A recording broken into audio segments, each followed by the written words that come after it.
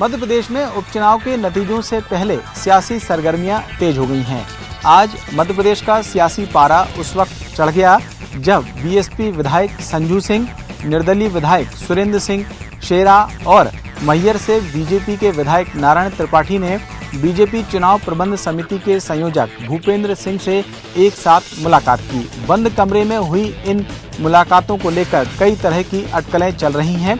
हालांकि मुलाकात के बाद बीएसपी के विधायक संजू सिंह ने साफ किया कि बीएसपी का समर्थन 10 तारीख के बाद भी बीजेपी को रहेगा। वहीं निर्दलीय विधायक सुरेंद्र सिंह शेरा ने चुप्पी साध ली और नारायण त्रिपाठी ने सिर्फ इतना ही कहा कि वो अपने क्षेत्र के विकास के लिए भूपेंद्र सिंह से मिलने आए थे। वहीं भूपेंद्र सिंह ने दावा किया है कि मध्य प्रदेश में 10 तारीख को आने वाले 28 सीटों के नतीजों में बीजेपी को पूरा बहुमत हासिल होगा। लेकिन इन मुलाकातों को लेकर कई तरीके की अटकलें चल रही हैं। आपको बता दें कि मध्य प्रदेश में 28 सीटों के लिए विधानसभा का उपचुनाव 3 नवंबर को हुआ था, जबकि नतीजे 10 नवंबर को सामने आएंगे। प्रदेश में 28 विधानसभा सीट के 10 नवंबर को घोषित होने वाले नतीजों से पहले सत्ता में बने रहने और सत्ता में वापसी करने का गुड़ाबाग तेज हो गया है। बीजेपी और कांग्रेस ने संख्या गणित के हिसाब से आकलन करना तेज कर दिया है। प्रदेश के कैबिनेट मिनिस्टर भूपेंद्र सिंह ने आज सपा, बसपा और निर्दलीय विधायकों के साथ मुलाकात की है। इस मुलाकात के बाद कांग्रेस पार्टी भी हरकत में आ गई है। पूर्व मुख्यमंत्री कमलनाथ ने बीजेपी पर बड़ा आरोप लगाया है। कमलनाथ ने कहा है कि उनको जानकारी मिली है कि निर्दलीय और बसपा सपा के विधायकों को प्रलोभन देने का काम किया जा रहा है। कांग्रेस के विधायकों को भी प्रलोभन दिए जा रहे हैं। कमलनाथ ने इस बात को लेकर बीजेपी को चेताया है कि यदि प्रलोभन देने का काम बंद नहीं हुआ तो कांग्रेस पार्टी जनता के साथ मिलकर आक्रामक आंदोलन करने का काम करेगी। कुल मिलाकर प्रदेश में सत्ता में बने रहने और सत्ता में वापसी करने को लेकर सपा का 1, बसपा के 2 और 4 निर्दलीय विधायकों की अहम भूमिका होगी। और यही कारण है कि नतीजों से पहले बीजेपी और कांग्रेस ने संख्या का गणित बिठाना शुरू कर दिया है। लेकिन इस पूरे मामले को लेकर अब सियासत भी तेज होती हुई नजर आ रही है। विज्ञापन एजेंसी व्यापक इंटरप्राइजेस पर आयकर विभाग की छापेमार कार्रवाई हुई है। सुबह तड़के से ये जो आयकर विभाग की छापेमार कार्रवाई है वो लगातार चल रही है। भोपाल के मालवीय नगर स्थित व्यापक इंटरप्राइजेस का ये ऑफिस है जहां पर आयकर विभाग के जो अधिकारियों की टीम है पहुंची थी। पुलिस की टीम है वो भी इस छापेमार कार्रवाई में पहुंची है। न सिर्फ राजधानी भोपाल में बल्कि रायपुर में भी आयकर विभाग की जो रेड है वो लगातार जारी है, क्योंकि व्यापक इंटरप्राइजेस की अगर बात करी जाए तो ये रायपुर यानी छत्तीसगढ़ बेस्ड कंपनी है और जो राजनीतिक विज्ञापन है उनको लेने का अगर व्यापक इंटरप्राइजेस की बात करी जाए तो ये एजेंसी राजनीतिक विज्ञापन लेती थी। और आयकर विभाग के अधिकारी आपको नजर आ रहे होंगे जो दस्तावेजों को खंगालने का काम कर रहे हैं, क्योंकि जिस तरह से विज्ञापन इनको जारी किए गए थे, विज्ञापनों में नियमों को ताक पर रखा गया था। आय से अधिक संपत्ति की शिकायत मिली थी। आईटी के जो अधिकारी हैं उनको इनपुट मिला था और इनपुट के आधार पर ही जब पूरी तरह से बातें पुख्ता हुई हैं उसके बाद जो अधिकारी हैं वो लगातार जांच कर रहे हैं। न सिर्फ राजधानी भोपाल की जो आयकर विभाग की टीम है बल्कि इस आयकर की छापेमार कार्रवाई में जबलपुर, ग्वालियर और नागपुर से भी अधिकारियों की टीम यहां पर पहुंची है राजधानी भोपाल में। और 10 से 12 राजधानी भोपाल के जो ठिकाने हैं वहां पर इस तरह की जो छापामार कार्रवाई है वो चल रही है। और करीब अगर कहा जाए तो 100 से ज़्यादा अधिकारियों की जो टीम है वो दस्तावेजों को खंगालने का काम कर रही है। दस्तावेजों की जांच की जा रही है कि आखिर किस स्तर पर ये जो गड़बड़ियां हैं वो की गई थी। और ये जो जब जांच पूरी हो जाएगी उसके बाद ही पूरी तरह से स्पष्ट हो पाएगा कि आखिर कितनी संपत्ति का खुलासा हुआ है। आज से अधिक जो संपत्ति की शिकायतें मिल रही थी, आखिर कितनी संपत्ति का खुलासा हुआ है और किस तरह से जो दस्तावेज है उसमें गड़बड़ियां की गई, यानी दस्तावेजों की जांच पड़ताल की जा रही है। और जो तमाम बातें हैं उसका खुलासा आयकर विभाग की जब जांच पूरी हो जाएगी उसके बाद ही पूरी तरह से स्पष्ट हो पाएगा। ग्वालियर के एमएलबी कॉलेज में स्ट्रांग रूम बनाया गया है, जहां ग्वालियर, ग्वालियर पूर्व और डबरा विधानसभा सीटों की जो ईवीएम है वो रखी हुई है। इसी कॉलेज में मतगणना होगी, लेकिन ईवीएम की सुरक्षा को लेकर कांग्रेस के प्रत्याशी खासे चिंतित है। यही वजह है कि कांग्रेस की तीनों विधानसभा सीट के प्रत्याशियों ने यहाँ पर एक टेंट लगवाया है, जिसमें 15 जो कार्यकर्ता हैं कांग्रेस के वो 3 शिफ्ट में यहाँ पहरा दे रहे हैं। ये स्ट्रॉन्ग रूम में जो ईवीएम रखी हैं उनकी मॉनिटरिंग के लिए बाकायदा यहाँ एलईडी लगी हुई है, जहां सीसीटीवी कैमरों के ज़रिए इस एलईडी में यहाँ सभी जो ईवीएम रखी हैं उन कमरों की तस्वीरें सीधी नज़र आ रही है। इनकी पहरेदारी करने के लिए ही कांग्रेस के कार्यकर्ता यहाँ पर बैठे हुए हैं। ये ग्वालियर पूर्व और डबरा विधानसभा सीट के कार्यकर्ता हैं, इनसे ही जानते। आप ये बताइए कि आप लोग यहाँ सुरक्षा के लिए बैठे हैं, क्या चिंता है आप लोग? चिंता है कि शासन जिस तरह से उनका समर्थन कर रहा है भाजपा का, और उनकी मंत्री खुद इमरती देवी ने कहा था कि हमें तो कलेक्टर साहब जिता देंगे, तो ये बड़ी चिंता का विषय है। इसलिए हम कार्यकर्ता सुरक्षा में यहाँ बैठे हुए हैं, क्योंकि शासन प्रशासन जिस तरह से उनका सहयोग कर रहा है, हमें उन पर शंका है, और शंका को देखते हुए हम यहाँ पर सुरक्षा में बैठे हुए हैं। ये कार्यकर्ता जो आपको दिखाई दे रहे हैं 3 शिफ्ट में 8-8 घंटे की यहाँ कार्यकर्ता मौजूद रहते हैं, 24 घंटे पहरा दे रहे हैं। एक विधानसभा सीट के 5 कार्यकर्ता यहाँ पहरेदारी पर है, तो कहीं ना कहीं कांग्रेस की चिंता है, और उसी की वजह से यहाँ ये कांग्रेस के प्रत्याशियों के समर्थक पहरा दे रहे हैं। अब 10 नवंबर का सभी को इंतज़ार है, जब ईवीएम खुलेगी और सभी प्रत्याशियों के भाग्य का फैसला होगा। 3 नवंबर को मतदान के बाद सभी प्रत्याशियों की किस्मत ईवीएम में कैद हो गई है और मुरैना के पॉलिटेक्निक कॉलेज को स्ट्रांग रूम बनाया गया है। वहां कड़ी सुरक्षा के बीच ईवीएम रखी गई है, इनकी एलईडी लगाई गई है और इस एलईडी के जरिए वो वॉच कर रहे हैं, पूरे एक स्ट्रांग रूम को की निगरानी कर रहे हैं और 4-4 घंटे की शिफ्ट को पर यहाँ पहरेदारी दे रहे हैं। कुछ कांग्रेसी कार्यकर्ता है हमारे साथ, समर्थक हैं, वो यहाँ पर जो पहरा दे रहे हैं उनसे बात करते हैं। क्या कारण है कि यहाँ रुके हुए हो? क्यों?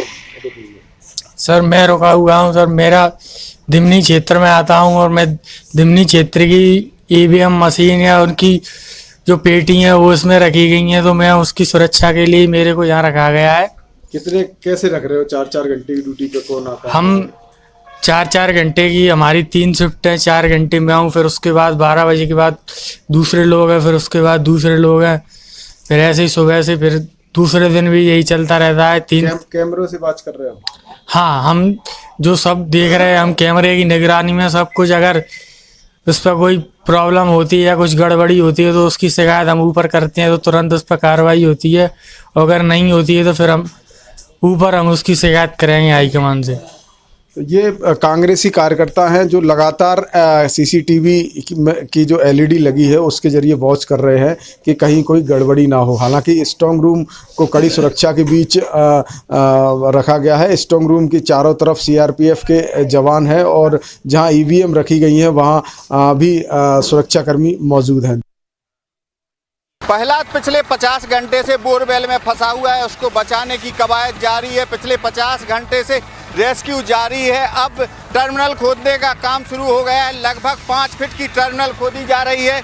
जैसा कि आप देख रहे हैं कि जो हमारे पीछे टर्मिनल खोदी जा रही है, लगभग 5 फीट का गड्ढा जो टर्मिनल है वो खोदी जा रही है। सुरंग के माध्यम से ही प्रहलाद को बाहर निकाला जाएगा। जो एनडीआरएफ, एसडीआरएफ और आर्मी की टीम है वो लगातार लगी हुई है। सुरंग की खोदने की कवायद जारी है। लगभग 5 फीट की सुरंग अभी खोदी जा रही है और यह सुरंग लगभग 20 फीट की खोदी जानी है। इसी सुरंग के रास्ते से जो बोरवेल में पिछले 50 घंटे से प्रहलाद फंसा हुआ है उसको निकालने की कोशिश की जाएगी। जैसा कि आप देख रहे हैं कि सुरंग में गत्ते भी लकड़ी के फंसाए जा रहे हैं ताकि ऊपर की मिट्टी जो नीचे ना गिरे और सुरंग ना धंसे। इसको भी जो टेक्निकल की टीम है वो लगातार मॉनिटरिंग कर रही है। इसको लेकर जिला प्रशासन की टीम भी यहाँ पे लगी हुई है और जैसा ही प्रहलाद इस सुरंग के रास्ते से वापस आएगा, सबसे पहले न्यूज़ 18 के दर्शकों को हम वह तस्वीर बताने की भी कोशिश करेंगे।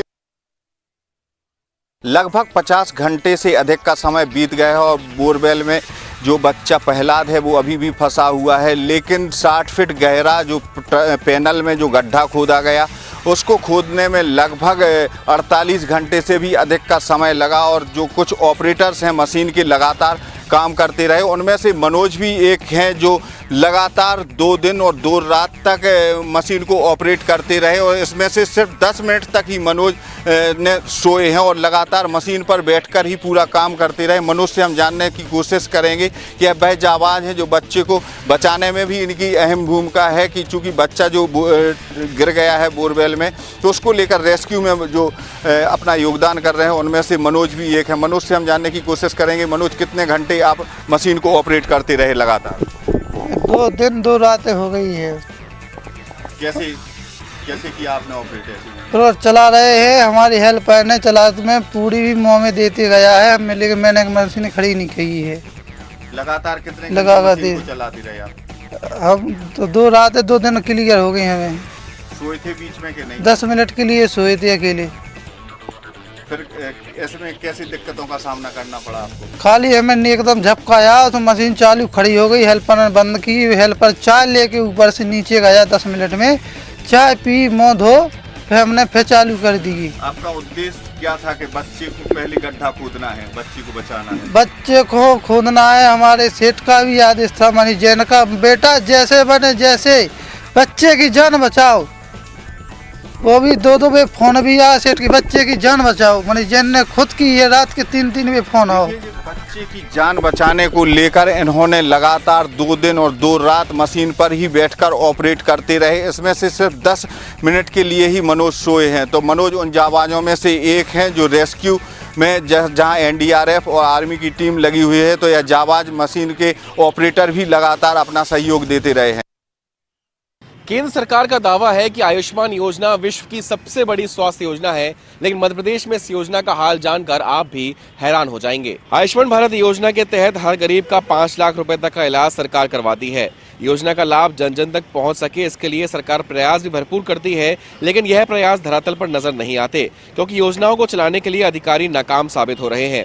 दरअसल जबलपुर हाईकोर्ट में स्वतः संज्ञान वाली एक याचिका पर पिछले लंबे समय से सुनवाई चल रही है। याचिका में कोर्ट मित्र बनाए गए वरिष्ठ अधिवक्ता नमन नागरथ की ओर से एक जवाब प्रस्तुत किया गया, जिस जवाब को सुनकर कोर्ट भी हैरान रह गया। दरअसल स्वास्थ्य व्यवस्थाओं पर अधिवक्ता नमन नागरथ की ओर से कुछ दस्तावेज हाईकोर्ट में पेश किए गए, जिसमें यह कहा गया कि मध्य प्रदेश में अब तक महज 25% आयुष्मान कार्ड ही बनाए गए, यानी कि जरूरतमंद 75% से ज्यादा गरीब जनता आयुष्मान भारत योजना से अभी भी वंचित है। आयुष्मान भारत निरामयम मध्य प्रदेश के मुख्य कार्यपालन अधिकारी की ओर से प्रदेश के सभी मुख्य चिकित्सा एवं स्वास्थ्य अधिकारियों को 18 फरवरी 2020 को एक लेटर लिखा गया था, जिसमें साफ शब्दों में लिखा है कि वर्तमान स्थिति में लक्ष्य के विरुद्ध केवल 25% आयुष्मान कार्ड ही बनाए जा सके हैं, जो बेहद निराशाजनक है। गौरतलब है कि कोरोना संकट काल में हर तबका प्रभावित हो रहा है। ऐसे में अगर जरूरतमंद 75% लोगों के भी आयुष्मान कार्ड बन जाते तो शायद कोरोना संकट काल में उसे इनका फायदा मिल सकता था। कोरोना काल अभी खत्म नहीं हुआ है और फिर शुरू हो चुका सूरजपुर जिले में रोजगार के नाम पर मानव तस्करी का खेल। दरअसल सूरजपुर के दूरस्थ इलाका बिहारपुर क्षेत्र में गुरुवार को 52 मजदूरों को तमिलनाडु ले जाते बस को स्थानीय ग्रामीणों ने पकड़कर पुलिस थाने के हवाले कर दिया। जहां मजदूरों में 32 मजदूर नाबालिग हैं, ऐसे में सभी मजदूर छत्तीसगढ़ के सूरजपुर, बलरामपुर, मध्य प्रदेश और उत्तर प्रदेश के हैं, जिन्हें तमिलनाडु के एक धागा कंपनी में रोजगार दिलाने के लिए ले जाया जा रहा था। जहाँ गुरुवार रात बिहारपुर के ग्रामीणों ने बस को थाने के सुपुर्द कर दिया है।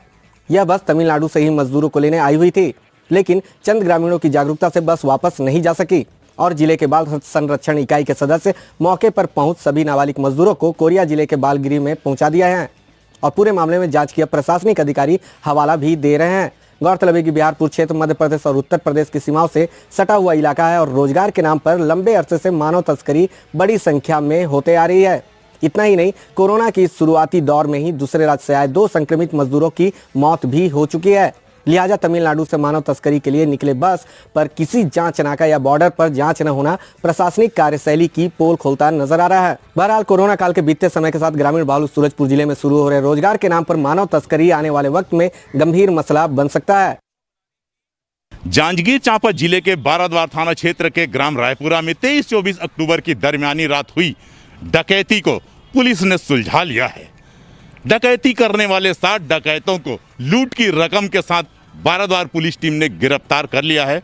23-24 अक्टूबर की दरमियानी रात यह सभी 7 डकैत क्राइम ब्रांच की टीम बनकर ग्राम रायपुरा के रहने वाले इतवारी लाल के घर पहुंच गए और घर में तलाशी लेने के नाम पर उनके घर में रखे हुए सोने चांदी के जेवर, अलमारी में रखे हुए 46,000 रुपए नगद, साथ ही साथ इतवारी लाल और उनके दामाद को भी थाने में पूछताछ करने के नाम पर बैठा लिया था। लेकिन घर से 4-5 किलोमीटर दूर ले जाने के बाद उन्हें यह कहकर छोड़ दिया गया कि कल सुबह तुम अपना बयान दर्ज कराने आ जाना। पुलिस ने इन सभी 7 डकैतों को लूट की रकम के साथ गिरफ्तार कर लिया। आप देख सकते हैं कि लूटे हुए सारे रकम साथ साथ सोने चांदी के जेवर जब्त कर लिए हैं। कहते हैं कि अपराधी कितना भी सातिर क्यों न हो, एक ना एक दिन उसे सलाखों के पीछे पहुंचना ही होता है। आज वही हुआ इन डकैतों के पास कि कानून के हाथ आज इनके गिरफ्त में हैं और सभी के सभी जो 7 डकैत हैं आज सलाखों के पीछे हैं। इनका एक साथी अभी भी फरार है, लेकिन पुलिस अधीक्षक का दावा है कि बहुत जल्द वह भी सलाखों के पीछे होगा। मुंगेली जिले में किसानों की परेशानी कम होने का नाम नहीं ले रही है। मुंगेली, लोरमी, पथरिया के जिला सहकारी केंद्रीय बैंकों में किसानों की लंबी कतारें लग रही है और सुबह से शाम तक ये किसान अपने बारी के इंतजार करते रहते हैं, लेकिन इनकी बारी नहीं आती। वहीं किसानों का आरोप यह भी है कि कोचिया या जो रसूखदार हैं उनका भुगतान कर दिया जाता है, लेकिन किसानों को समय पर भुगतान नहीं होता, जिसके चलते किसानों को काफ़ी परेशानियों का सामना करना पड़ रहा है। वहीं बार बार शिकायत और अपनी परेशानी अधिकारियों को बताने के बाद भी जिम्मेदार इनकी परेशानियां दूर करने का की ओर ध्यान नहीं दे रहे हैं। अब देखना यह होगा कि किसानों की जो परेशानी है वो कब कम होती है और कब किसानों को उनका हक का पैसा जो है समय पर मिल पाता है।